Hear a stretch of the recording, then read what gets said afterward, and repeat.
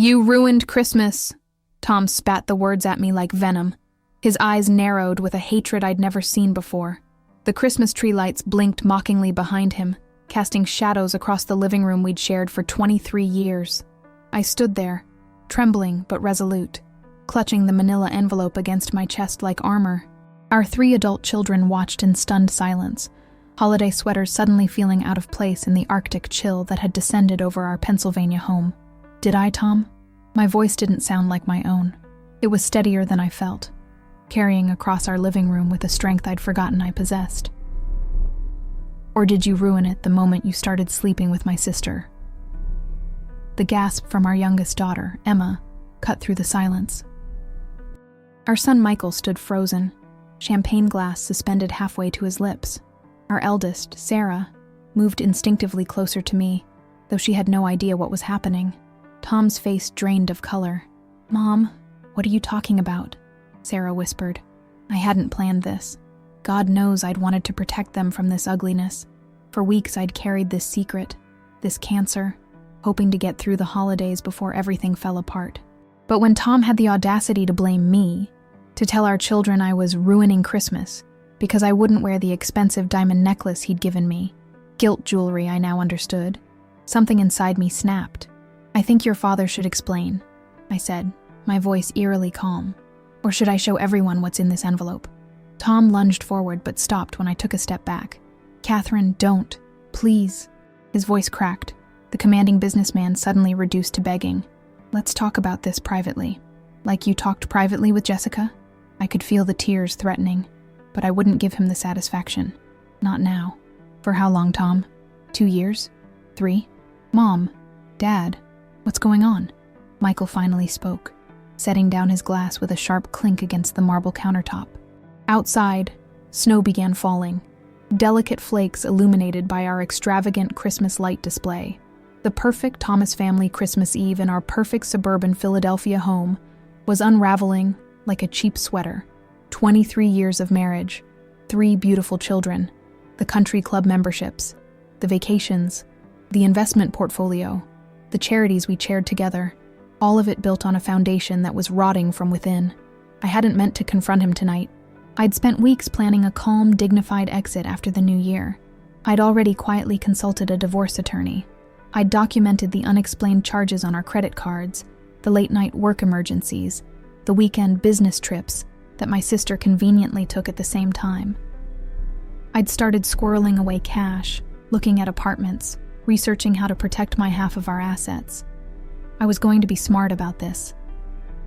But then he'd stood in front of our children and accused me of being cold and ungrateful for not gushing over his extravagant gift. He'd crafted a narrative where I was the villain, and I realized this was Tom's specialty, rewriting history, controlling the story. "Dad?" Emma's voice was small, childlike despite her 20 years. "What is Mom talking about?" Tom's face cycled through expressions: shock, anger, calculation, and finally, a mask of wounded innocence I'd seen him perfect in boardrooms across the country. "Your mother is clearly having some kind of breakdown," he said slowly, turning to face our children. "She's been acting strange for weeks. I've been trying to help her, but..." The sound of my laughter stopped him mid-sentence. It wasn't a happy sound. It was the laugh of someone who finally sees the absurdity of their situation with perfect clarity. "That's quite a performance, Tom," I said, "but I have something that might make it harder to sell." I pulled the first photo from the envelope and placed it on our imported Italian coffee table. "This is from the Willard Hotel in D.C., 2 months ago, when you said you were at a banking conference." The image was unmistakable. Tom and my younger sister Jessica entering a hotel room, his hand placed possessively on her lower back. The same gesture he'd used with me countless times at charity galas and corporate events. Before he could respond, I placed another photo down. "This one's from the cabin in the Poconos that you said you sold 3 years ago. Interesting that you kept the keys, isn't it?"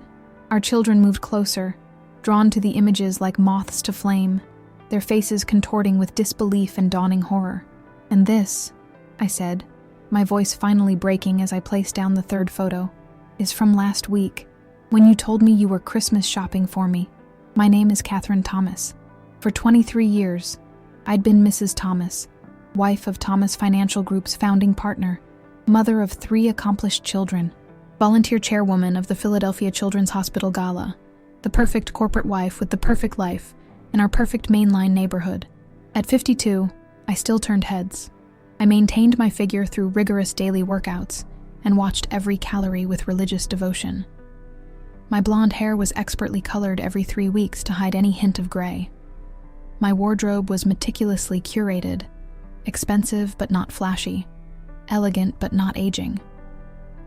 I was what my mother had raised me to be, a woman who understood that her appearance was part of the family brand. My daily routine was a well-choreographed dance, up at 5:30 a.m. to prepare Tom's favorite breakfast before his morning meetings, then Pilates, followed by whatever volunteer work needed my attention. Lunch was usually at the club. Appearances mattered. Connections mattered more. Afternoons were filled with household management, the endless details of maintaining our lifestyle, the landscapers, the housekeeper, the interior designer, the event planner, then home to ensure dinner was perfect, whether I was cooking myself or supervising our part-time chef for more important evenings. Tom liked things a certain way, the house immaculate, meals prompt, his clothes perfectly pressed, his favorite scotch waiting for him after difficult days, his favorite music playing softly in the background. He wasn't abusive, not physically at least, but his disappointment when things weren't just so was its own kind of punishment. A raised eyebrow, a heavy sigh, a quiet comment about how his mother would have done things differently. I'd met Tom in my senior year at Penn State. He was already in his first year at Wharton, ambitious and charismatic, with a certainty about his future that I found intoxicating. I was studying English literature, dreaming vaguely of becoming a writer or professor, but without his clear vision. He'd swept into my life like a force of nature, and I'd willingly let him reshape my plans to fit his. We married a year after I graduated. I abandoned my half-formed plans for graduate school to support his budding career in finance. Our first child, Sarah, came a year later, then Michael, then unexpectedly, Emma when I was nearly 40. With each child, my world narrowed further, defined increasingly by their needs and Tom's ambitions. My younger sister, Jessica, had always looked up to me, following me to the same college, admiring my picture-perfect marriage. 10 years my junior, she'd never settled down, pursuing a career in marketing that kept her traveling and, I thought, happy. We'd always been close, or at least I'd thought we were. She'd been a fixture at our holiday tables, the fun aunt who brought exotic gifts and stories from her travels. I'd never once suspected that beneath her affectionate hugs lay such betrayal. The snow continued to fall outside, as I stood in our living room, the carefully constructed facade of my life crumbling around me. The Christmas decorations, which had taken professionals 3 days to install, suddenly seemed gaudy and artificial, like everything else in my life. "Mom," Sarah's voice broke through my thoughts. "I don't understand. Are these real?" I looked at my eldest daughter, 31 now, with her father's confidence and my sensitivity. She'd recently accepted a partnership at her law firm, making her the youngest female partner in the firm's history. Tom had been so proud, boasting about it at every opportunity. I wondered now if his pride was genuine or just another performance. "They're real," I said quietly. "I hired a private investigator 3 weeks ago, after I found text messages on your father's phone." "You went through my phone." Tom's voice had regained some of its strength, finding safer ground in righteous indignation. "You invaded my privacy and hired someone to stalk me?" Michael, always the peacemaker, stepped forward. At 28, he worked alongside his father at the firm, being groomed to eventually take over. "Dad, that's not the point right now. Are these photos authentic? Is that Aunt Jessica?" Tom's silence was answer enough. He ran a hand through his salt and pepper hair that women at the club still whispered about admiringly, that had been featured in Philadelphia magazine's Most Eligible Silver Foxes spread just last year. "It's complicated," he finally said. "It's really not," I countered. "Sleeping with your wife's sister isn't complicated, Tom. It's just cruel." Emma, our youngest, suddenly stood up from the couch. Her face was streaked with tears, her holiday makeup ruined. "I can't believe this. I can't believe either of you right now." She grabbed her coat from the hall closet and headed for the door. "Emma, wait!" Both Tom and I called simultaneously. "I need air," she said, her voice trembling. "This is insane." The door slammed behind her with a finality that echoed through the house. Tom took a step toward me, his face a complex mixture of anger and desperation. "Are you happy now?" he hissed. "You couldn't wait until after the holidays? You had to destroy Christmas for everyone?" I stared at him, seeing for the first time the stranger I'd been married to for over 2 decades. How had I missed the coldness that lay beneath his charm? The calculation behind his affection? Had it always been there? Or had success and power warped him over time? "I didn't destroy anything, Tom," I said, my voice steadier than I felt. "I'm just finally seeing the truth, and now so is everyone else." The next hour passed in a blur. Michael followed Emma outside, presumably to comfort her. Sarah stayed, her lawyer's mind already cataloging the implications, the questions, the evidence. Tom paced our living room like a caged animal, alternating between anger and attempts at damage control. "It was a mistake," he kept saying. "A terrible lapse in judgment." "Which time was the mistake, Tom?" I asked, sinking onto our sofa. "The first time? The 10th? Last week?" Sarah sat beside me, her hand clutching mine. "How long has this been going on?" she asked her father directly, her courtroom voice emerging. Tom loosened his tie, the Christmas one with tiny reindeer that I'd bought him years ago, that he wore every Christmas Eve without fail. "Another tradition. Another lie. It's not what you think," he began. "Don't," Sarah cut him off. "Don't insult Mom's intelligence, or mine." He sank into his leather armchair, the one no one else was allowed to sit in, the one positioned perfectly for viewing both the television and the backyard, the king's throne in the castle I'd helped build. "About 18 months, he admitted finally. "But there were problems between your mother and me long before that." The casual way he shifted blame hit me like a physical blow. Problems between us. As if our marital issues were somehow equal contributors to his decision to sleep with my sister. "What problems, Dad?" Sarah pressed. Her hand tightened around mine. He sighed dramatically. "Your mother has been distant for years, emotionally unavailable. You kids are grown. The house is empty. I got lonely. I couldn't believe what I was hearing. I'd spent 2 decades organizing my entire existence around his comfort, his success, his needs. I'd abandoned my own ambitions to raise his children, manage his household, enhance his social standing. I'd been his partner in every sense, supporting his dreams, entertaining his clients, standing proudly beside him as he accepted awards and accolades. And now, he painted me as some cold, distant figure who had driven him into my sister's arms. "That's your justification?" My voice sounded hollow in my ears. "I was emotionally unavailable. So you started sleeping with Jessica?" He had the audacity to look wounded. "You haven't wanted me, really wanted me, in years, Catherine. You go through the motions. You do your wifely duty. But the passion has been gone." Sarah made a disgusted noise. "Dad, please. I don't need to hear about your sex life." But Tom was on a roll now, crafting his narrative. "Jessica understands me. She listens. She's passionate about my work, my ideas. She's passionate about your money," I corrected him. "Did you think I wouldn't notice the charges? The jewelry? The weekend at Canyon Ranch Spa? The lease on that ridiculous convertible she suddenly could afford on a marketing salary?" A flash of guilt crossed his face, quickly replaced with defiance. "She deserves nice things. She appreciates them, at least. Unlike you, turning your nose up at the necklace I bought you." I laughed again, that same broken sound from earlier. "I turned my nose up because I knew exactly where that necklace came from, Tom." The jeweler called to confirm the engraving. "To Jay, forever yours." He assumed I was Jay. I played along. Sarah's eyes widened. "Oh my God." Tom had the grace to look embarrassed. "That was a misunderstanding. I told them, 'Stop lying,'" I shouted, surprising myself with the volume. "The truth is out, Tom. It's done. No more gaslighting. No more manipulation." The front door opened, bringing a gust of cold air. Michael stepped inside, snow dusting his dark hair. Alone. "Where's Emma?" I asked, instantly concerned. "She took an Uber to Lily's house," he said, referring to Emma's best friend from college. "She needs some time."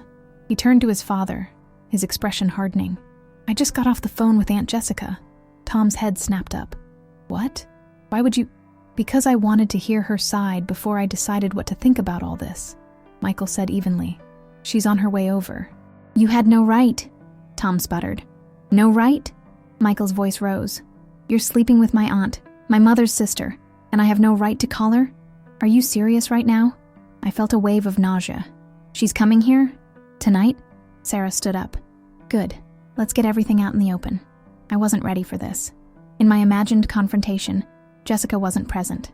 I hadn't spoken to my sister since Thanksgiving, when she'd sat at my table, eaten my food, hugged me goodbye, all while sleeping with my husband. The thought of facing her now, with my children witnessing, made me physically ill. I think I need some air myself, I said, standing unsteadily. Mom, no.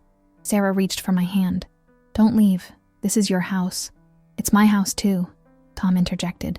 And I think we all need to calm down before Jessica gets here. We can discuss this rationally, like adults. Michael stared at his father in disbelief. Rationally? You're having an affair with Mom's sister, and you want to discuss it rationally. The doorbell rang, its cheerful Westminster chime now an ominous sound. We all froze, looking toward the entryway. That can't be her already, I whispered. Tom moved toward the door, but Michael stepped in front of him. I'll get it. He disappeared into the foyer, and I heard murmured voices. Then Michael returned, followed not by Jessica, but by a young woman I'd never seen before. She was perhaps 25, blonde and beautiful, with a nervous expression and a very noticeable pregnant belly under her winter coat. I'm sorry to interrupt, she said softly, her eyes finding Tom's. Michael said it was important that I come tonight. Tom's face lost all color. Amber, what are you doing here? Michael's expression was grim. Tell them who she is, Dad. Tom seemed unable to speak, his mouth opening and closing wordlessly. The young woman, Amber, placed a protective hand over her rounded stomach. I'm sorry, Mr. Thomas said you knew about me. About us. Her eyes filled with tears. He said his wife understood they had an arrangement. The room spun around me. An arrangement? I repeated numbly. Sarah stepped forward. Who exactly are you? Amber looked confused, then horrified as understanding dawned. I'm Amber Wells. I'm Tom's. We've been seeing each other for about a year. I'm carrying his child. She looked frantically between Tom and me. He said you had an open marriage, that you were supportive. I remember the first apartment Tom and I shared. A tiny one-bedroom walk-up near campus, with barely enough room for our second-hand furniture and stacked textbooks. I'd work on papers at the kitchen table while he studied for his finance exams, both of us fueled by cheap coffee and big dreams. We couldn't afford heat that first winter, so we'd huddle under blankets, making plans for the future. His plans, mostly. The finance empire he would build, the house we would own, the family we would raise. I'd listen, enchanted by his certainty, his vision. We're going to make it, Kath, he'd promise, kissing my cold fingers. Together. Everything I do is for us. I believed him. I believed in him. When Tom received his first substantial bonus, I was 7 months pregnant with Sarah. Instead of upgrading our apartment or buying a reliable car, I suggested we put the money aside for a house down payment, but Tom had other ideas. You deserve something special, he'd insisted, presenting me with a small blue box from Tiffany. Inside was a delicate silver bracelet. Nothing ostentatious, but more expensive than anything I'd ever owned. This is just the beginning, he promised. I wore that bracelet through the birth of our daughter, through the sleepless nights and exhausting days of new motherhood, through the move to our first real house when Tom's career began taking off, through the birth of Michael 2 years later. It was a symbol of everything we were building together. I was the one who found our house on Philadelphia's main line, a fixer-upper that none of Tom's colleagues would have looked twice at. While Tom worked 80-hour weeks launching his firm, I managed the renovation, stretching our budget by painting rooms myself after the children were asleep, scouring antique stores for bargains that would impress his increasingly affluent business associates. I transformed that house into a showpiece that helped cement Tom's image as a rising star. When Tom's mother fell ill during his critical first year of business, I was the one who drove to Pittsburgh every weekend with 2 small children in tow, caring for her so Tom could focus on his clients. For 3 months, I managed 2 households, 2 cities, all while showing nothing but unwavering support for Tom's career. I couldn't do this without you, he told me one night, calling from his office at midnight. You're the foundation of everything, Catherine.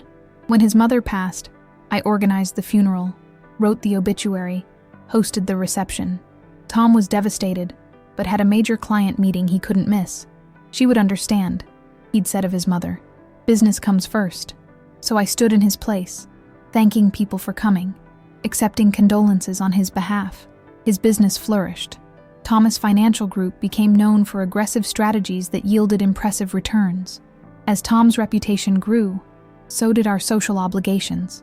I became adept at hosting dinner parties that impressed the right people, organizing charity events that put us in the society pages, cultivating friendships with the wives of Tom's important clients and colleagues. Behind every successful man, they say. I believed that. I embraced it.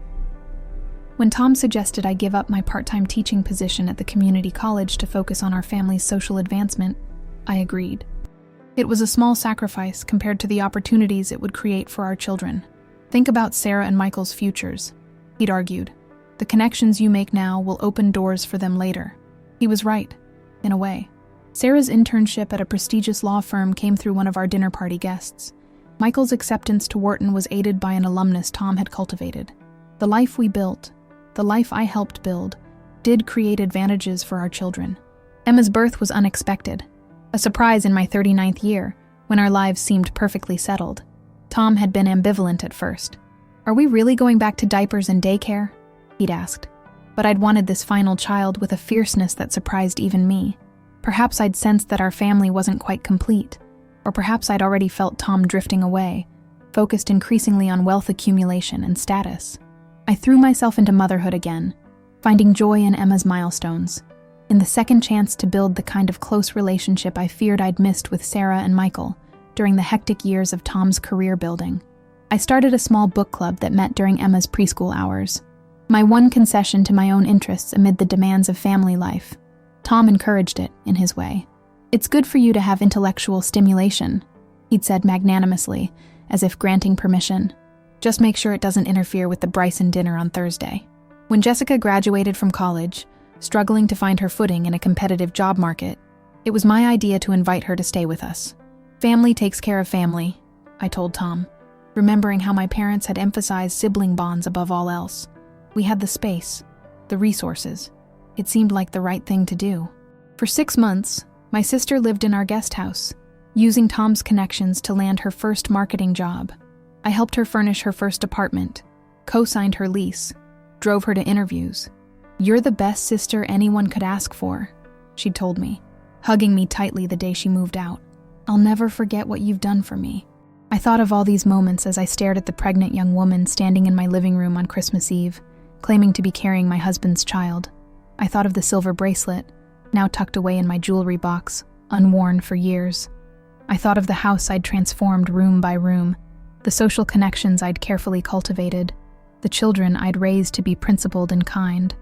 I thought of the night Tom had received his industry's Lifetime Achievement Award, how he'd called me to the stage to stand beside him.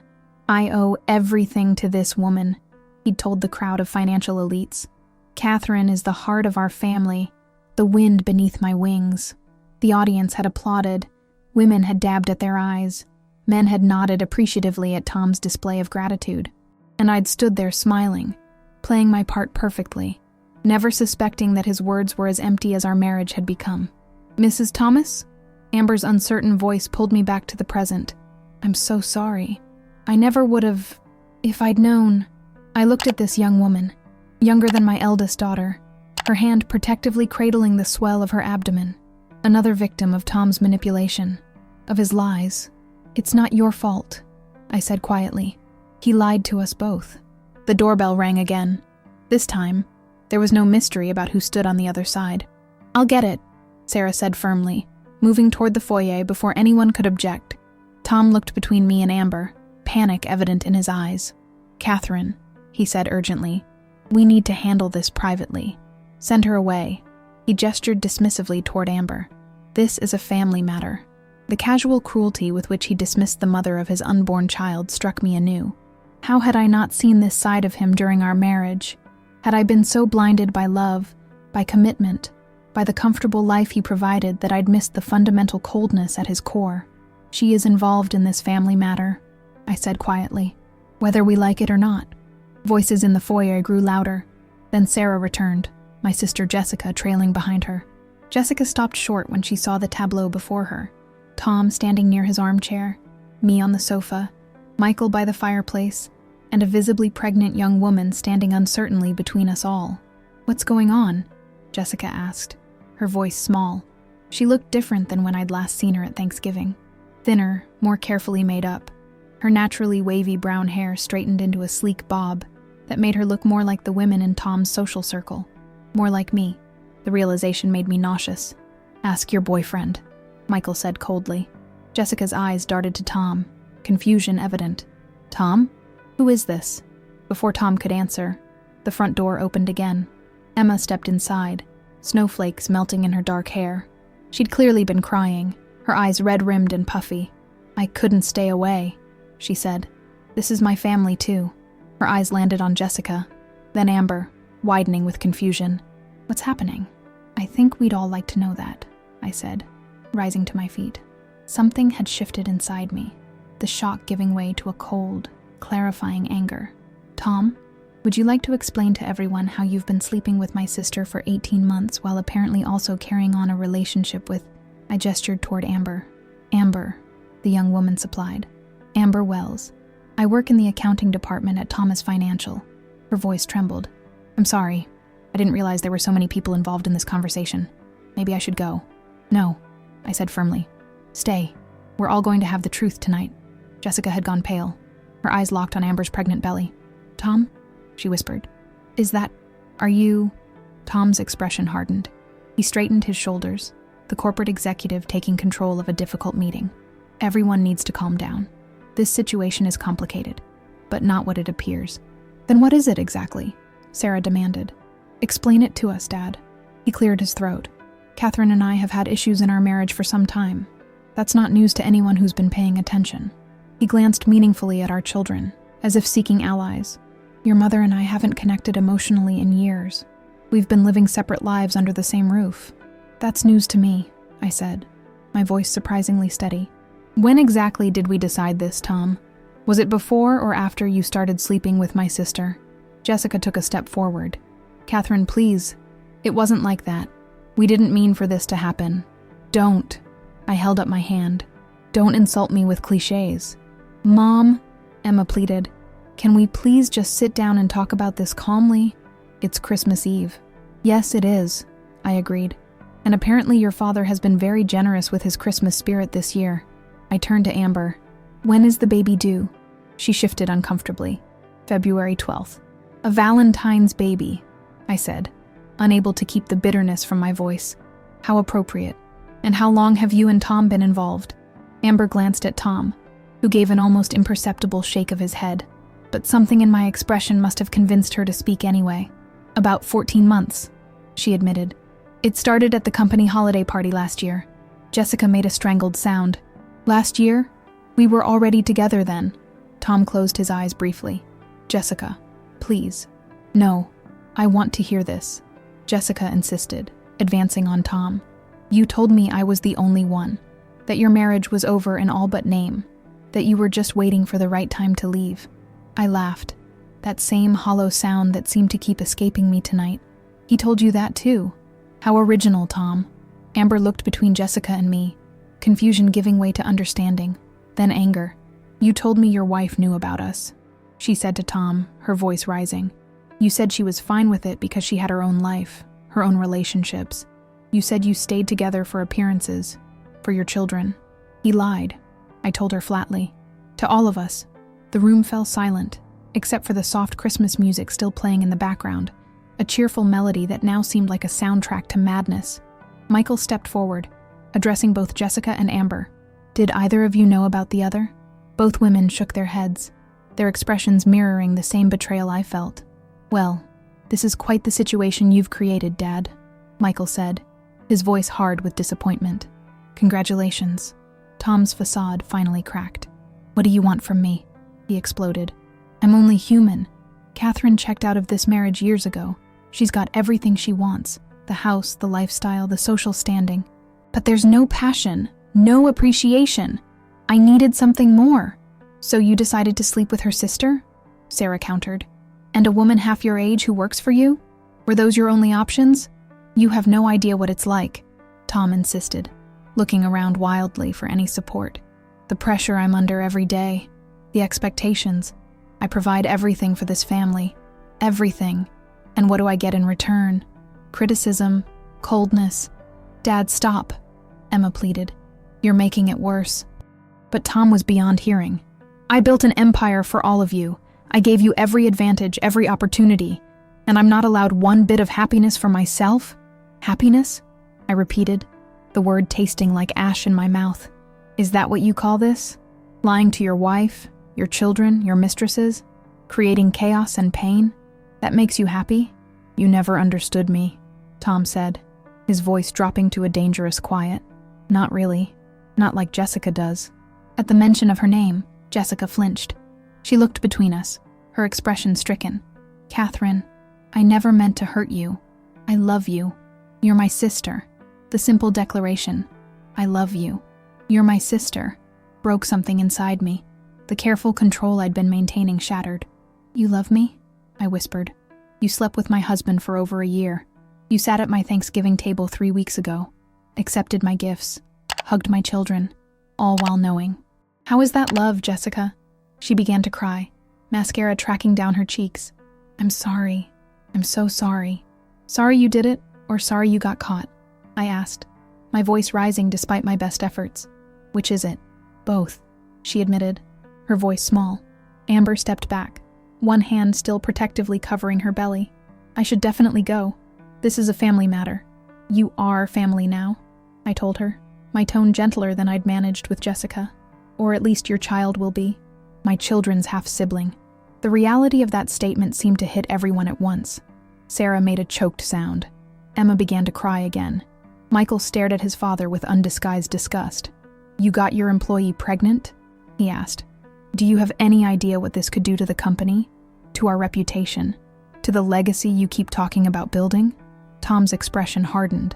"It's being handled. Amber understands the situation." "Handled?" I repeated. "What does that mean exactly?" Amber straightened her shoulders, finding some inner reserve of dignity. "It means Mr. Thomas has been very generous financially. He's set up a trust for the baby, arranged a transfer for me to the Dallas office, where I'll be a senior accountant." She looked directly at me. "I didn't know about you. The real you, I mean. Or about her." She nodded toward Jessica. "I'm sorry. Don't apologize to me," I told her. "You're not the one who broke vows." Tom made a dismissive gesture. "This is all very dramatic, but it doesn't change anything. Mistakes were made. We can work through this privately, as a family." "There's no we anymore, Tom," I said quietly. "Not after tonight." The house fell silent except for the occasional sniffle from Emma or Jessica. Even the Christmas music had stopped, the playlist having run its course. Outside, the snow continued falling, coating our carefully manicured lawn and luxury vehicles in a deceptive blanket of purity. I looked around at the faces of my family, my children shocked and hurting, my sister consumed by shame, my husband defiant despite being caught in his web of lies, and the young woman, Amber, caught in the middle of a disaster not entirely of her own making. Something crystallized within me in that moment, a clarity I hadn't felt in years. "Everyone, please sit down," I said, my voice steady and commanding in a way it hadn't been in decades. "Not you," I added, pointing at Tom. "You can stand." To my surprise, they all complied. Sarah and Emma took the sofa. Michael perched on the arm beside them. Jessica sank into a side chair, while Amber lowered herself carefully into the remaining armchair. Tom remained standing, his expression wary. "Here's what's going to happen," I began, feeling a strange calm settle over me. "Tonight is Christmas Eve. Despite everything, I refuse to let this holiday be completely destroyed for my children." I turned to Tom. "You will leave this house immediately. Take whatever you need for a few days. The rest can be arranged later." "This is my house," Tom protested. "You can't just—" "It's our house," I corrected him. "Purchased with our joint funds, deed in both our names. And I'm not asking, Tom. I'm telling you to leave. Unless you'd prefer I call the police and create an even bigger scene." The threat was empty. I had no grounds to have him removed, but the potential public embarrassment was enough to make him hesitate. "Where am I supposed to go on Christmas Eve?" "That's not my concern," I said coldly. "Perhaps Jessica has room at her apartment, or maybe the Willard Hotel has a vacancy. You seem to like it there." Jessica flinched but remained silent, eyes fixed on the carpet. Tom looked around the room, seeking an ally and finding none. Even Michael, who had worked alongside his father for years, who had idolized him, couldn't meet his eyes. "Fine," Tom finally said. "I'll go to the club. They have rooms." "Excellent choice," I nodded. "Now, as for tomorrow, you're not seriously suggesting we still do Christmas?" Sarah interrupted, incredulous. I turned to my children, taking in their confused, hurt expressions. "Yes, I am. Not for him." I nodded toward Tom. "For us. We're still a family. What your father did doesn't change that." "Mom," Michael said gently, "I don't think anyone is feeling very festive right now." "I understand," I acknowledged. "But I've spent 23 years creating Christmas traditions for this family. I've cooked and decorated and wrapped and planned. I've maintained the magic long after you stopped believing in Santa Claus. And I refuse to let his actions take this holiday from us too." Emma wiped at her tears. "I don't know if I can pretend everything's normal." "We won't pretend," I assured her. "Nothing about this is normal. But we can still have Christmas morning together. We can still exchange the gifts we chose for each other with love. We can still eat the dinner I've been preparing for days." I paused, looking at each of my children. "We can still be us." A fragile silence fell over the room as they absorbed my words. Finally, Sarah nodded. "Okay, Mom, if that's what you want." "It is," I confirmed, then turned to Jessica. "You should leave too." She looked up, eyes pleading. "Catherine, please, can we talk? Just us?" "Not tonight," I said firmly. "Maybe not for a long time. I need space from you, Jessica." She nodded miserably, gathering her purse. "I understand. I'm so sorry." "Sorry doesn't fix this," I told her, the hurt finally breaking through my composed exterior. "You're my sister, my little sister. I helped raise you after Mom died. I paid for your first apartment. I got you your first job interview. How could you do this to me?" "I don't know," she whispered. "I don't have an excuse. It just happened. Things like this don't just happen," I said, my voice hard. "They're choices, hundreds of choices, made day after day. You both chose this, knowing exactly what it would do to me, to my children." Tom made an impatient sound. "This melodrama isn't helping anything. Jessica, let's go." Catherine clearly needs time to calm down and think rationally. The condescension in his tone snapped something inside me. For years, Tom had dismissed my emotions this way, suggesting that any deviation from perfect compliance was irrational or hysterical. "No, Tom," I said, stepping toward him. "I am thinking rationally. For the first time in years, I see things with perfect clarity. I've spent 2 decades managing your life, your home, your social calendar, your children. I've supported your career, entertained your clients, maintained your image. I've been the perfect corporate wife while slowly erasing myself." Tom took a step back, startled by my advance. "But that ends tonight," I continued. "You don't get to dismiss me anymore. You don't get to define what's rational or appropriate. You lost that right when you started sleeping with my sister, when you got your young employee pregnant, when you lied to all of us repeatedly and without remorse." The room had gone completely still, everyone watching this transformation with a mixture of shock and, was it possible, admiration. "Catherine," Tom began, his tone conciliatory now, "let's not say things we'll regret. We have history. 23 years. We can work through this." I laughed. Not the broken sound from earlier, but something clearer, lighter. "That's just it, Tom. I don't want to work through this. I don't want to salvage what we had. Because I see now that what we had wasn't what I thought." I turned to Amber, who had been watching silently. "You should stay," I told her. "It's late. It's snowing. And in your condition, you shouldn't be driving. We have plenty of room. You can take the guest suite at the end of the hall." "Catherine, that's inappropriate," Tom sputtered. "No, Tom. Sleeping with your wife's sister while getting another woman pregnant, that's inappropriate." I turned back to Amber. "I insist. We can talk more in the morning, figure out what's best for you and the baby going forward." She nodded, clearly surprised by the offer. "Thank you. That's very kind, considering my husband is the father of your child," I finished for her. "Yes.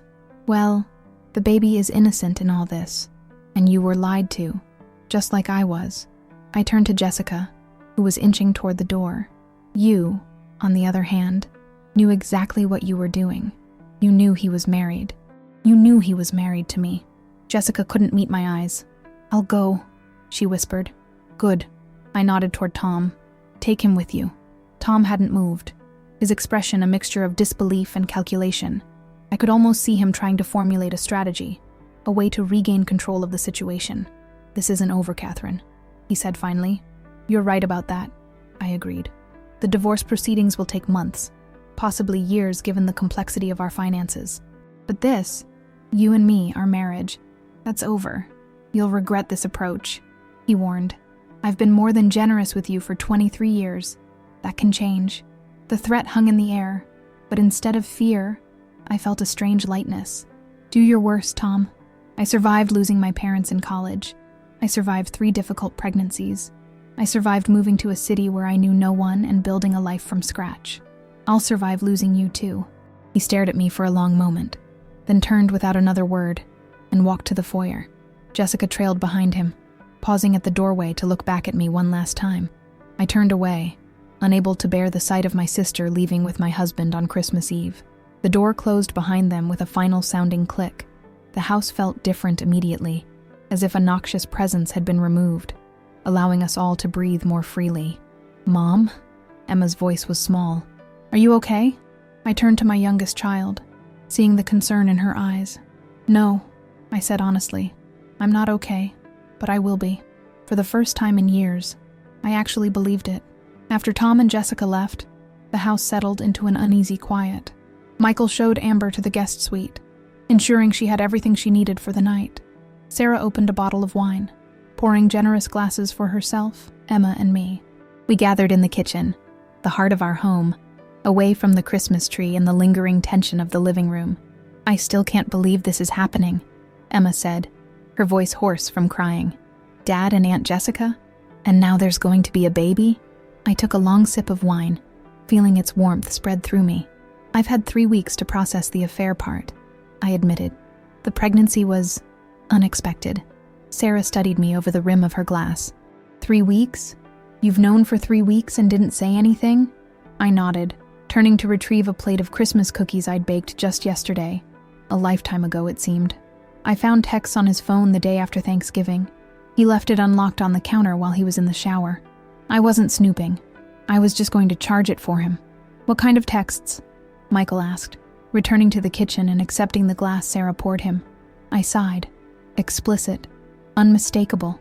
They were planning to meet at a hotel the following weekend. He'd told me he was going to New York for a client meeting. So, you hired a private investigator? Sarah asked. Not immediately, I said, arranging cookies on a plate more out of habit than hunger. First, I checked our credit card statements, found charges for jewelry, restaurants I'd never been to, hotel rooms. Then I checked phone records, hundreds of calls and texts to Jessica's number over the past year. Jesus, Michael muttered. I confronted him, I continued. He denied everything, said I was imagining things, that the texts were taken out of context, that the charges were for business expenses he'd accidentally put on our personal card. He was convincing. So you hired the investigator to get proof, Sarah concluded. I nodded. I needed to be sure. I needed evidence he couldn't explain away. Why didn't you tell us as soon as you knew for sure? Emma asked, hurt evident in her voice. I reached across the island to take her hand. Because it was almost Christmas. Because I wanted to give you all one last normal holiday before everything fell apart. Because I wasn't ready to say it out loud. I paused. And because once I told you, it became real in a way I wasn't prepared to face. Michael refilled his wine glass. I still can't believe Dad would risk everything like this. The family, the business. I don't think he ever believed he would get caught, I said simply. Your father has always been confident in his ability to control situations. And people. Sarah's lawyer mind was clearly working, her expression focused. Mom, have you talked to an attorney yet? I smiled slightly. Yes, Sarah. I've had 3 consultations. I've secured representation. I hesitated, then decided my children deserved complete honesty. I've also been making some financial preparations. What kind of preparations? Michael asked, suddenly alert. I took another sip of wine, then set my glass down deliberately. The day after I hired the investigator, I opened a separate bank account. I've been transferring small amounts. Nothing that would raise flags with your father, but enough to give me some independence. Smart, Sarah nodded approvingly. I've also been gathering documents, I continued. Tax returns, investment statements, property deeds, insurance policies, copies of everything, stored in a secure location outside this house. You've been busy, Michael observed, a note of admiration in his voice. I've had a lot of sleepless nights, I admitted, but there's something else, something I haven't told anyone. I looked at each of my children, then took a deep breath. I have another account, one your father doesn't know about. Their expressions registered varying degrees of surprise. What kind of account? Sarah asked. An investment account, I said. I started it 20 years ago, right after Michael was born. Your grandmother, my mother, left me a small inheritance when she died. $10,000. Not much, especially by your father's standards, but it was mine. Dad didn't know about it? Emma asked. I shook my head. No, it was before his business really took off, when we were still watching every penny. I told him I'd use the money for some home repairs and new furniture, but I actually invested it, using my maiden name. In what? Michael asked, his financial mind engaged. I smiled. Primarily tech stocks, Apple, Amazon, Microsoft, a few others. Understanding dawned on Sarah's face first. Those have exploded over the past 20 years. Yes, I confirmed. They have. How much? Michael asked directly. As of last week, just over $2 million. Silence fell over the kitchen as they absorbed this information. Holy shit, Mom, Emma finally said. Language, I corrected automatically, then laughed at the absurdity of focusing on my daughter's language after everything that had happened tonight. Why keep it secret? Michael asked. $2 million is impressive, but Dad's worth much more, I finished for him. I know. It wasn't about the money, not really. It was about having something that was just mine, something I controlled completely. I paused. And maybe subconsciously, I was creating a safety net, a way out if I ever needed one. And now you do, Sarah said softly. Now I do, I agreed. Michael looked troubled. Dad's going to fight this, Mom. When he realizes you've been preparing for weeks, that you have your own money, he's going to be furious. I'm counting on it, I said, a steely note entering my voice. Your father's anger makes him careless. It makes him underestimate his opponents. You sound like you're preparing for war, Emma observed. In a way, I am, I acknowledged. Your father has spent decades accumulating power, connections, resources. He won't give up anything without a fight. Sarah leaned forward. He's not the only one with connections. I know every good divorce attorney in Philadelphia, and I've learned a thing or two watching him negotiate all these years. We all have, Michael added. Dad taught us how to win at all costs. He just never thought we'd be using those lessons against him. I looked at my children, their determined expressions, their unwavering support, and felt a surge of pride so intense it brought tears to my eyes. I never wanted to put you in this position, I said, to make you choose sides. You didn't, Sarah said firmly. He did, the moment he betrayed you. Betrayed all of us. Emma reached for my hand. What happens now, Mom? I squeezed her fingers, drawing strength from the contact. Now we get through Christmas, one day at a time. I'll meet with my attorney again before New Year's. Start the formal proceedings. I'll need to document everything. The affairs, the pregnancy, the financial deceptions. The prenup, Michael reminded me. I nodded. Yes, the prenup. Tom had insisted on a prenuptial agreement when we married. Standard practice for a finance major with ambitious plans, he'd explained. But that document had been signed 23 years ago, before his business existed, before our children, before our current assets. My attorney believes there are several avenues to challenge it. What about Amber and the baby? Emma asked. What happens with them? I sighed, the reality of that situation settling heavily on me again. I don't know yet. Legally, that's between Tom and Amber, but practically, I trailed off, then continued. That child will be your half-sibling. We'll figure it out. Sarah stood suddenly, walking to a drawer near the refrigerator. She returned with a small wrapped package. I was going to give you this tomorrow, but I think you need it tonight. I accepted the gift, carefully unwrapping it to reveal a small leather-bound journal. Open it, Sarah urged. I flipped through the pages, finding them filled with Sarah's precise handwriting. Dates, locations, notes. I've been documenting Dad's absences, unexplained expenses, and inconsistencies for almost a year, she explained. I didn't know who he was seeing, but I knew something was wrong. The way he treated you was changing. The excuses were piling up. I stared at my daughter, stunned. You knew? I suspected, she corrected. I'm trained to notice patterns, inconsistencies in statements, and I'm your daughter. I see you, really see you, even when Dad doesn't. Fresh tears filled my eyes. Sarah, there's more, she continued. I've been recording conversations. Pennsylvania is a two-party consent state for recordings, so they might not be admissible in court, but... She pulled out her phone, tapped the screen a few times, then set it on the counter between us. Tom's voice filled the kitchen. Need to be more careful. Catherine's getting suspicious. No, I can't move money around right now. It would raise flags. Just be patient, Jess. Yes, I know what I promised. I recognized the conversation. It had taken place in our home office just last week, when Tom thought I was at my book club. I'd come home early with a migraine, heard him on the phone, and retreated quietly to our bedroom. There's about a dozen more like that, Sarah said as she stopped the recording. I've been backing them up securely. My brilliant, thorough daughter, I whispered, overwhelmed by her foresight, by her loyalty. Michael cleared his throat. I have something too, he admitted. Financial records from the company. Dad's personal expenditures that he's been running through business accounts. Gifts, travel, payments to Amber categorized as consulting fees. Michael, I breathed. That could jeopardize your position at the firm. He shrugged. Some things are more important than the job, Mom. Like family, real family. Emma looked between her siblings, then tentatively raised her hand. I might have something too, she said. Jessica's laptop password. She let me use her computer at Thanksgiving to finish a paper when mine died.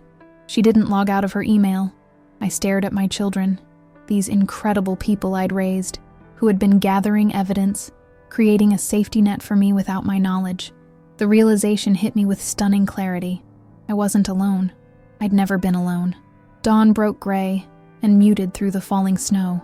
I hadn't slept, instead spending the night cataloging the evidence my children had gathered, combining it with my own documentation, creating a comprehensive picture of Tom's deception. The kitchen table was covered with papers, notebooks, printed emails, the archaeological record of a marriage's collapse. Sarah found me there at 6, still in yesterday's clothes, a forgotten cup of cold coffee at my elbow. She wore pajamas I'd given her last Christmas, her hair pulled into a messy bun, looking younger than her 31 years. Mom, did you sleep at all? She asked, heading straight for the coffee maker.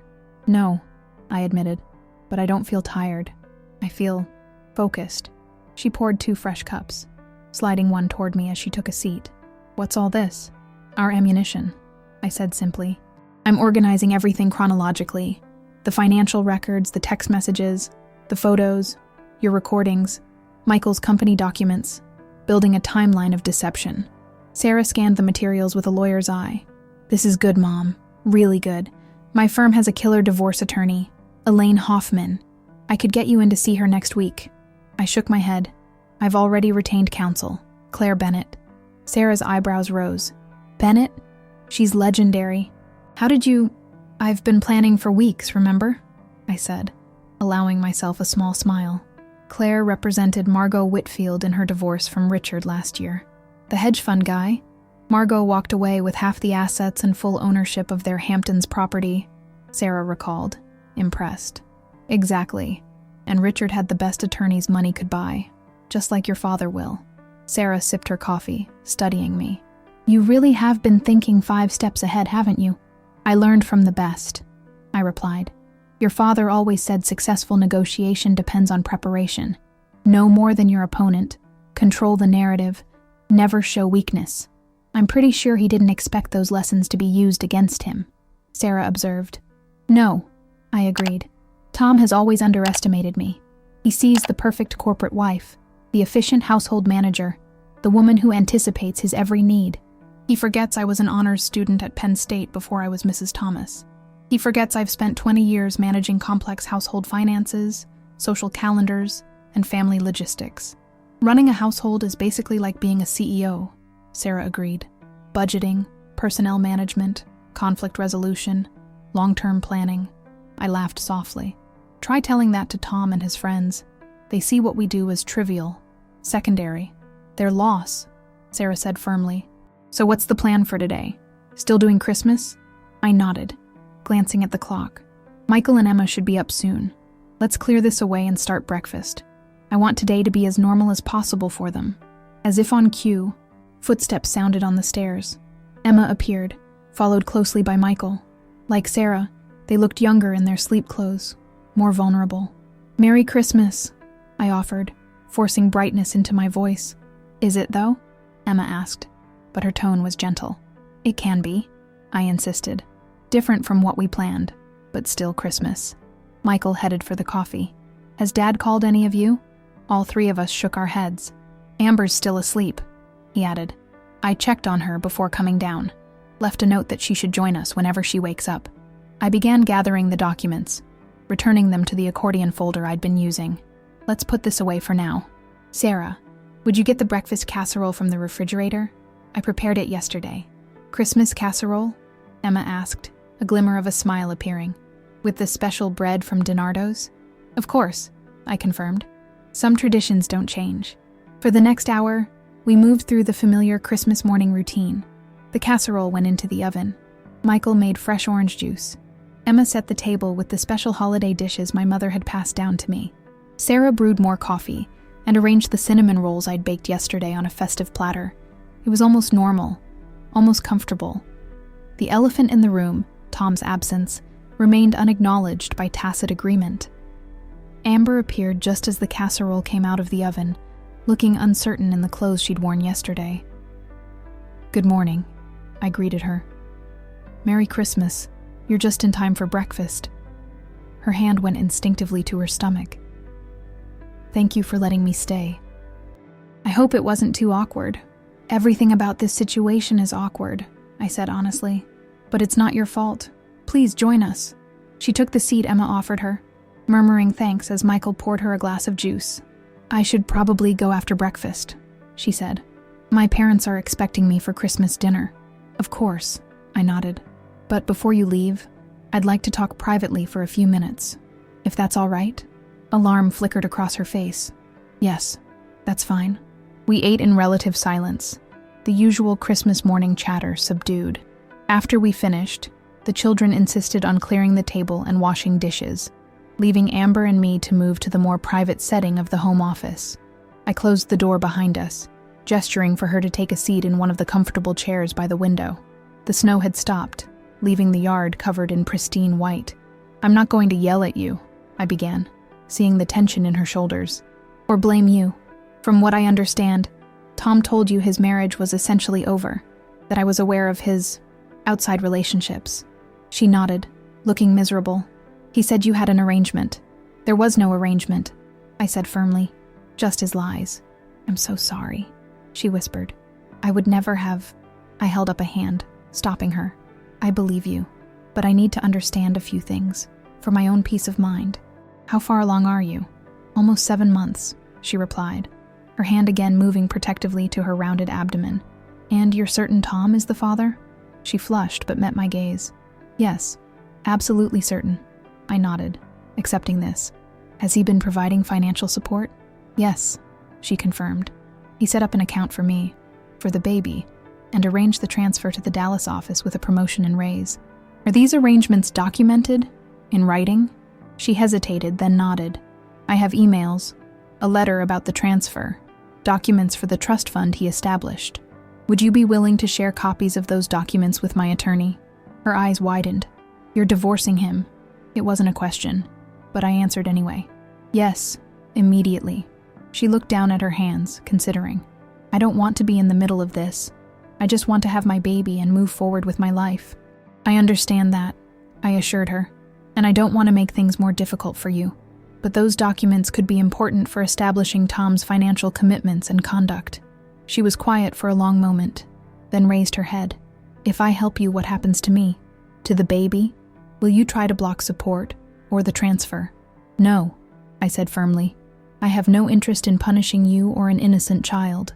You deserve the support Tom has promised, and I won't interfere with that. Relief softened her features. Then yes, I'll share the documents. Thank you. I hesitated, then added, "Do you know what you're having? Boy or girl?" A small smile touched her lips. "A boy." I nodded, absorbing this. "A boy. My children's half-brother. Do you have a name picked out?" "Not yet," she admitted. "I've been considering family names." "Not Thomas, I hope," I said, unable to keep the edge from my voice. She actually laughed, a surprised, genuine sound. "No, definitely not." The moment of unexpected connection faded as quickly as it had appeared. I rose from my chair. "I should let you get ready to leave, but I'd appreciate your contact information for my attorney." She stood as well, smoothing her wrinkled blouse. "Of course." We exchanged information, the interaction businesslike and oddly civilized given the circumstances. As she turned to leave, I found myself saying, "Amber, one more thing." She paused, looking back at me. "Be careful with Tom," I warned. "He's charming and generous when he gets what he wants. But when crossed," I let the sentence hang unfinished. She nodded, understanding in her eyes. "I've seen glimpses of that side of him. That's partly why I agreed to the transfer. Distance seemed safer. Smart," I acknowledged. "Very smart." After Amber left, I rejoined my children in the living room, where they were sitting quietly near the Christmas tree, the wrapped gifts beneath it still untouched. "Everything okay?" Sarah asked as I took a seat among them. "Yes," I said, surprising myself with how true it felt. "Amber's going to provide some documentation that will help with the divorce proceedings." "You convinced her to help you?" Emma asked, clearly impressed. "I was honest with her," I explained, "and promised not to interfere with the support arrangements Tom has made for her and the baby." Michael looked troubled. "That's generous, considering." I shrugged.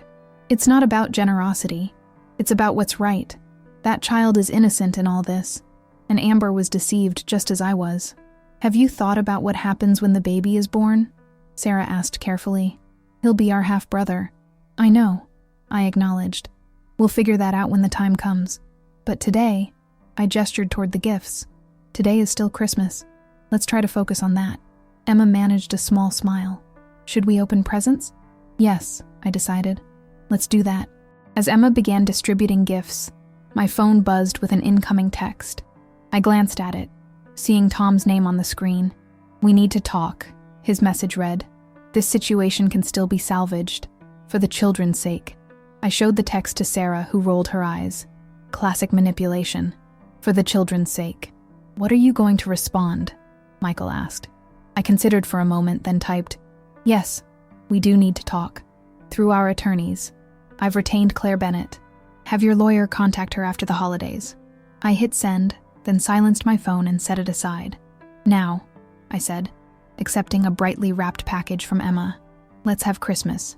3 days after Christmas, the Philadelphia social scene exploded with whispers about the Thomas family. Tom had returned to the house while I was out, packed more of his things, and been seen checking into the Four Seasons downtown. Jessica had apparently taken a sudden vacation to her company's London office, and I had been spotted having lunch with Claire Bennett, the city's most feared divorce attorney. I hadn't intended to make our separation public so quickly, but Tom's visibility in the financial community made discretion impossible. By New Year's Eve, everyone in our social circle knew something was happening, though the details remained blessedly private. The children had returned to their own homes, Sarah to her Center City apartment, Michael to his loft in Northern Liberties, Emma back to her college dorm to prepare for the upcoming semester. The house felt cavernous without them, without Tom's commanding presence, without the constant demands of maintaining appearances. I welcomed the silence. For the first time in decades, I answered to no one but myself. I ate when I was hungry, slept when I was tired, watched what I wanted on television. Small freedoms that felt revolutionary. Claire had warned me that Tom wouldn't go quietly. "Men like your husband don't lose control easily," she'd cautioned during our post-Christmas meeting. "Expect him to use every tool at his disposal, financial pressure, mutual friends, even your children, to bring you back in line." She was right, of course. The first salvo came in the form of frozen credit cards.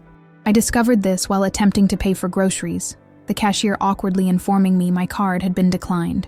All 3 of them, in fact. I paid cash and drove straight to the bank, only to find our joint accounts had been restricted. "Mr. Thomas has requested temporary holds while resolving some security concerns," the branch manager explained uncomfortably, clearly aware of the real situation.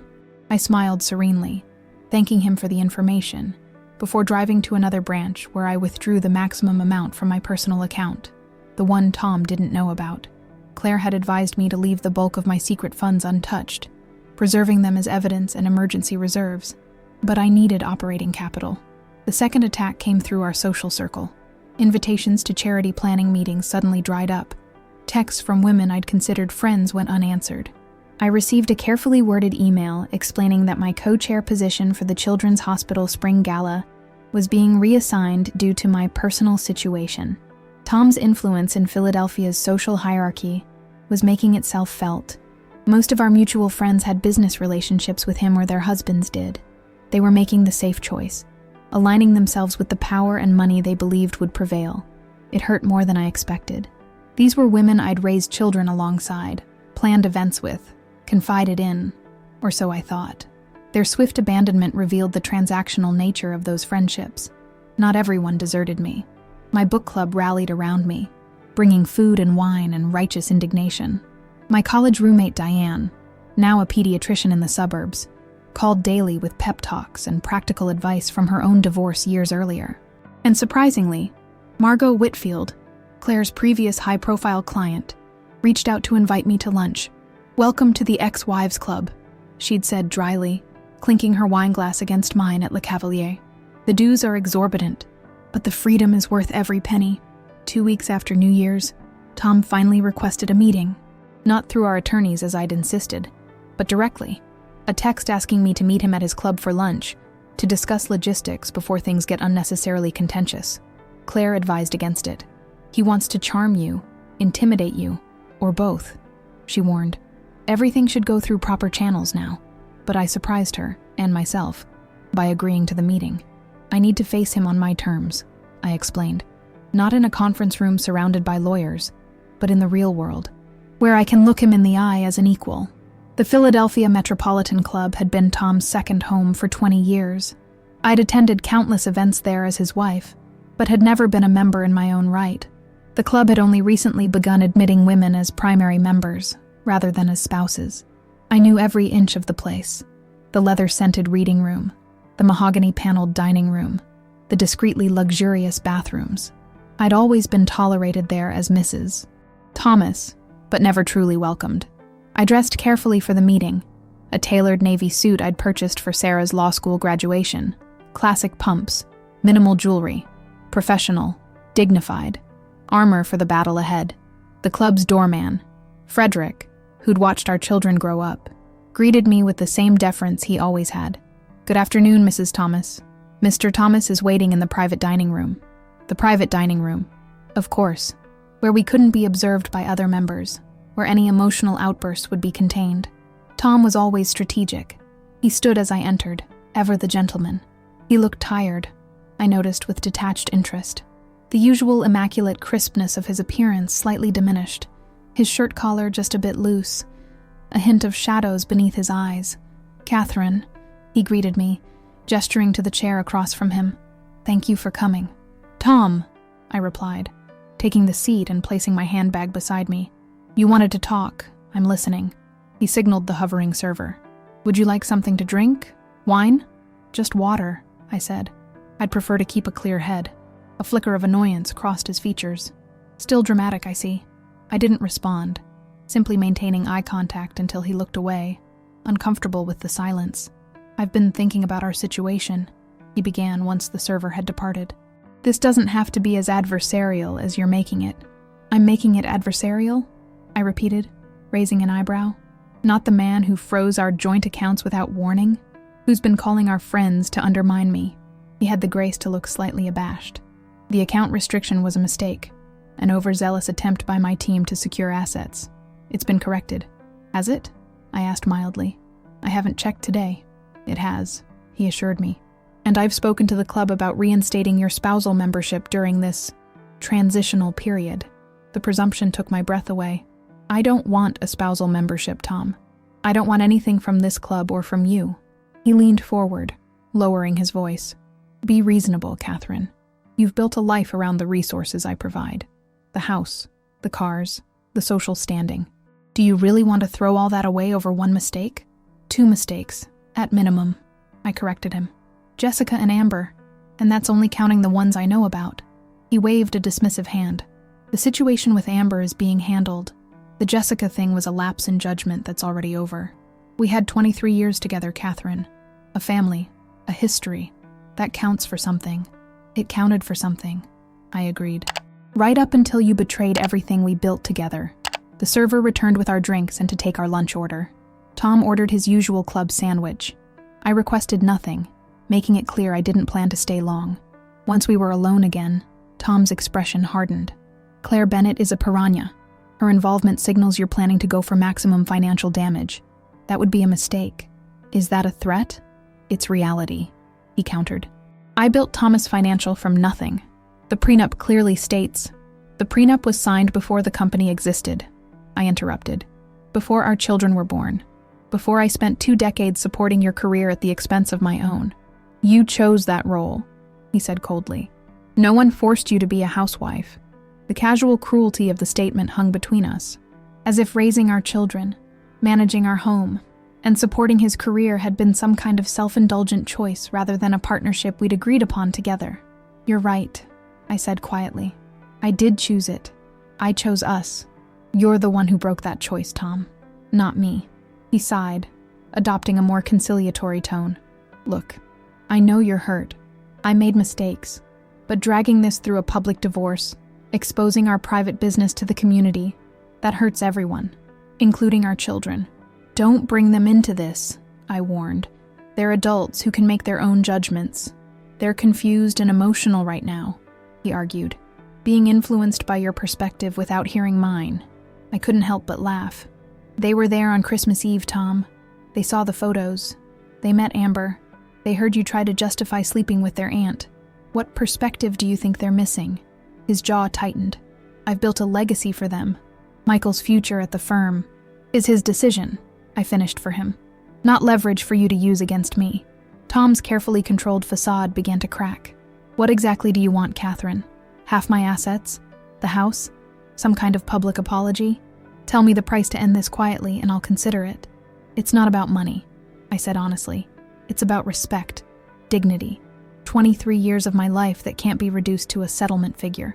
Everything has a price, he insisted. Name yours. I studied the man across from me, this stranger I'd shared a bed with for over 2 decades. Had he always been this coldly transactional? This unable to comprehend emotional value beyond dollar signs? Or had success and power gradually eroded whatever warmth and humanity he'd once possessed? My price is simple, I finally said. A fair division of our marital assets, acknowledgement of my contributions to your success, and a clean break. No dragged-out court battles, no attempts to turn our children or friends against me. A divorce conducted with the same dignity and integrity I brought to our marriage. He considered this, calculating as always. And Amber? The baby? That's between you and her, I said firmly. As long as you fulfill your obligations to our children first, what you do for your new child is your business. And Jessica? I felt a fresh wave of pain at my sister's name. I have nothing to say about Jessica. Tom leaned back in his chair, studying me with newfound wariness. You've changed. No, I corrected him. I've remembered who I was before I became Mrs. Thomas. There's a difference. Our conversation was interrupted by a commotion at the dining room door. Frederick was attempting to prevent someone from entering, his usual decorum strained as he murmured about private dining and club rules. The voice that responded was Jessica's. I need to see them. Now. It's an emergency. Tom and I exchanged startled glances. Then Jessica pushed past Frederick, her face pale and drawn, clutching her phone like a lifeline. Tom, Catherine, she gasped. You need to see this. She thrust her phone toward us, open to the website of the Philadelphia Inquirer. The headline blared, Financial Scandal Rocks. Thomas Group, CEO's personal misconduct under investigation. 6 months later, I stood in the sunlit kitchen of my new home. A modern townhouse overlooking Rittenhouse Square, close enough to walk to Sarah's law office and Michael's favorite coffee shop. The space was half the size of our mainline mansion, but felt twice as peaceful. Floor-to-ceiling windows welcomed morning light. Bookshelves displayed the novels and poetry collections I'd finally found time to read. The walls were painted in colors I'd chosen, without consideration for resale value or design trends. The scandal that erupted after our confrontation at the club had been spectacular and swift. The article Jessica showed us that day was just the beginning. Within hours, news broke that Thomas Financial Group was under SEC investigation for improper use of company funds. Specifically, Tom's habit of charging personal expenses related to his affairs to business accounts. The investigation had been ongoing for months, triggered by an anonymous whistleblower. Not Michael, as Tom initially suspected in a rage, not even me. It was Tom's longtime assistant Linda, who'd grown increasingly uncomfortable with the financial maneuvers she was asked to facilitate, especially once she realized they involved Jessica, whom she'd consoled through multiple breakups over the years. Never suspecting the identity of the married man Jessica cryptically referenced, Tom's carefully constructed empire cracked along fault lines that had always been there, hidden beneath the glossy surface. Major clients withdrew their accounts. The board of directors placed him on administrative leave pending the investigation's outcome. The social circle that had initially shunned me abruptly reversed course. Reaching out with performative concern and coffee invitations, I mostly declined. The divorce was finalized with surprising speed. Tom, desperate to salvage what remained of his reputation and company, agreed to a settlement far more generous than the prenup would have dictated. I received half of our marital assets, full ownership of the mainline house, which I promptly sold, and a significant stake in Thomas Financial Group, though I immediately transferred my shares to a blind trust to distance myself from the ongoing scandal. I had no interest in destroying Tom completely. He was still my children's father, still connected to me through the family we'd created together, but I refused to protect him from the consequences of his actions, refused to maintain the public facade of admiration and support I'd upheld for decades. Jessica and I remained estranged. She'd reached out multiple times, letters, emails, voicemails filled with tearful apologies and explanations. I wasn't ready to forgive her. Maybe I never would be, but I'd stopped actively hating her, which felt like progress of a sort. Amber gave birth to a healthy boy in February. She named him James, after her grandfather. I sent a gift, but didn't attend the small celebration Sarah and Emma organized to welcome their half-brother. Some boundaries were necessary for my own healing, but I didn't stand in the way of my children developing a relationship with the innocent child who shared their blood. The kettle whistled, pulling me back to the present moment. I prepared my tea, a small ritual I'd come to savor, this quiet morning time that belonged only to me. My phone buzzed with a text from Diane, confirming our plans to visit an art gallery opening that evening. Another from Emma, sending photos from her summer archaeology program in Greece. My new life taking shape message by message, day by day. The doorbell rang just as I settled at the kitchen island with my tea and the memoir I'd been reading. Glancing at the security camera feed on my phone, I smiled at the sight of Michael on my doorstep, carrying what appeared to be bakery bags. "Morning, Mom," he greeted me when I opened the door. "I brought breakfast." "You're spoiling me," I said, accepting his kiss on my cheek and the warm bags of pastries. "Consider it self-interest. Your coffee is better than anything near my place." He followed me to the kitchen, immediately moving to the espresso machine I'd splurged on as a housewarming gift to myself. "How's the new position?" I asked, as he expertly ground beans and prepared his drink. Michael had left Thomas Financial Group shortly after the scandal broke, accepting a role with a smaller, more ethical investment firm. The decision had created additional tension with Tom, who viewed it as another betrayal. But Michael seemed happier, less stressed, more aligned with his own values rather than his father's ambitions. "Good," he confirmed, a genuine smile replacing the tight, professional expression he'd worn throughout his time at his father's company. "We're focusing on sustainable investments, minority-owned businesses. Smaller returns, but better impact." "And you?" he asked, setting his coffee down and unpacking croissants and scones. "How's the writing going?" I smiled, still surprised by the direction my life had taken. 3 months ago, on a whim, I'd signed up for a creative writing workshop at Drexel. Now I was halfway through a collection of personal essays my instructor thought showed real promise. "Slow but steady," I admitted. I sent the piece about Christmas Eve to that literary journal I mentioned. "The one Sarah reads? She'll flip if her mom gets published there." "Don't get ahead of yourself," I cautioned. "It was just a submission. They receive thousands. Michael studied me over the rim of his cup. You know, a year ago, you wouldn't have even tried. You wouldn't have believed your writing was worth reading. The observation struck me with its simple truth. A year ago, I'd been so thoroughly Mrs. Thomas, so completely defined by my role as wife and mother and social coordinator, that the thought of pursuing my own creative ambitions would have seemed absurd, even selfish. A lot has changed, I acknowledged. For the better, Michael said firmly. I know it didn't happen the way anyone would have chosen. But Mom, you're different now. More yourself. More myself, I repeated, considering the phrase. Yes, that feels accurate. I'm remembering the woman I was before I submerged her in being Tom's wife. My phone rang, interrupting our conversation. Sarah's name appeared on the screen. Morning, sweetheart, I answered. You're calling early. Turn on the news, she said without preamble. Channel 6. Something in her tone made me comply without question. Michael raised an eyebrow as I reached for the remote, turning on the small television I kept in the kitchen. Breaking news this morning as prominent Philadelphia financial executive Thomas J. Thomas has been indicted on multiple charges of financial fraud, misappropriation of funds, and tax evasion, the anchor was saying. Thomas, founder and former CEO of Thomas Financial Group, is expected to surrender to authorities later today. Michael and I exchanged stunned glances. Sarah? I spoke into the phone. Are you there? I'm here, she confirmed. I got a heads up from a colleague at the DA's office. It's happening, Mom. It's really happening. I stared at the screen, where they were now showing footage of Tom leaving his office building, expressionless behind designer sunglasses. The man I'd loved for over half my life, the father of my children, the architect of both my former life and, ironically, my liberation from it. How do you feel? Michael asked quietly after I'd ended the call with Sarah. It was a complex question. Relief that justice was being served. Sadness for what had been lost. Concern for my children, who would now see their father publicly disgraced. But mostly, surprisingly, a profound sense of closure. I considered carefully, free, and it was true.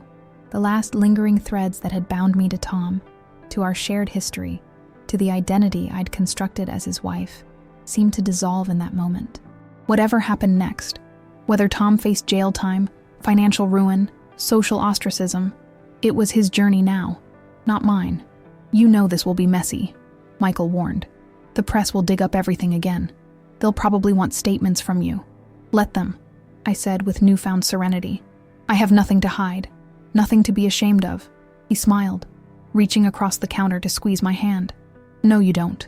Later that evening, after Michael had left and I'd fielded calls from Emma, Diane, and even Claire Bennett, offering professional advice about handling media inquiries, I took my tea to the small balcony overlooking the park. The summer evening was perfect, warm with a gentle breeze, the sky painted in spectacular shades of orange and pink. My phone buzzed with a text from Tom, the first direct communication we'd had in months. I assume you've seen the news, it read. I could use a friendly voice right now. Can we talk? A year ago, I would have responded immediately. I would have set aside my own feelings, my own needs, to provide the emotional support he sought. I would have been the steady, dependable presence he'd always expected me to be. Instead, I set the phone down without replying and turned my attention back to the sunset. Tomorrow would be time enough to decide whether and how to respond. Tonight belonged to me. The journey from Catherine Thomas, perfect corporate wife, to Catherine Marshall, my reclaimed maiden name, was still unfolding. There were difficult days, moments of doubt and fear about the future, but beneath those temporary struggles lay a bedrock of certainty. I was, at last, the author of my own story. Not a victim, not a villain, not a supporting character in someone else's narrative. The protagonist of my own life, writing each new chapter with hard-won wisdom and newfound courage. The Christmas Eve that had seemed like an ending had actually been a beginning.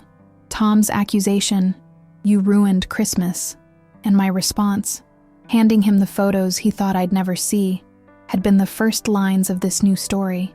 A story about a woman who rediscovered her voice, her worth, her power.